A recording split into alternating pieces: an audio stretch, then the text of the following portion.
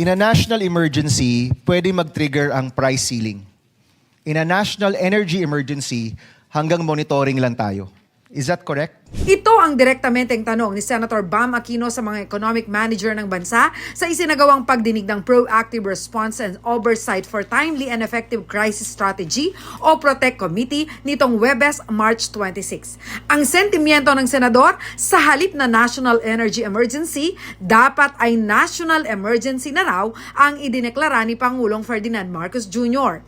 Sa ilalim umano ng national energy emergency, limitado lamang ang kapangyarihan ng pamahalaan sa pagbabantay ng supply at presyo ng langis. Pero giit ni Aquino, hindi nito mapipigilan ang domino effect o pagtaas ng presyo ng pagkain sa merkado. So you need to call a full state of national emergency to have a price freeze at hindi yun ang tinawag natin. Ang tinawag natin, national energy emergency. Bago pa po nangyari yung gera, pakiramdam na maraming tao, mataas na yung presyo ng bilihin. Suddenly, in 1 month's time, ang laki ng tinaas ng presyo ng diesel at gasolina. Malabo rin umano kung pwedeng gamitin ng mga lokal na pamahalaan ang kanilang emergency funds para tulungan ang kanilang mga nasasakupan.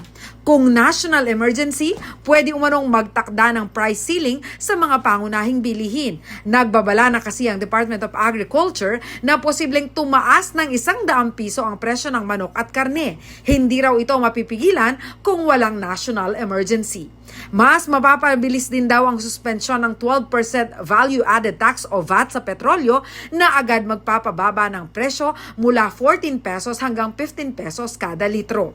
Nananawagan din si Senator Aquino para sa isang consolidated approach upang matiyak na ang 230 bilyong pisong pondo ng gobyerno ay makararating sa mga driver, maliliit na negosyante at bawat sektor nang walang duplication o naiiwan sa listahan.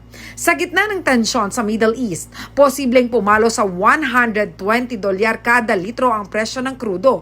Isang level na ayon kay Aquino ay hindi na lamang issue ng supply kundi issue na ng survival. Alam ko may kanya-kanya kayong mga responsibilidad, pondo at lahat, but we need to have a consolidated approach here. No? Posibleng nagdodoble yung tulong o posibleng akala natin nasa kabilang listahan, yun pala wala sa listahan. We need to have a consolidated approach here. No? Sinuportahan din ni Senator Sherwin Gatchalian at Senator Loren Legarda ang panawagan at sinabing ang deklarasyon ay magkakaroon lamang ng saysay kung magreresulta ito sa mas mabilis at matalinong paggamit ng pondong pakikinabangan ng mga apektadong pamilyang Pilipino. Ako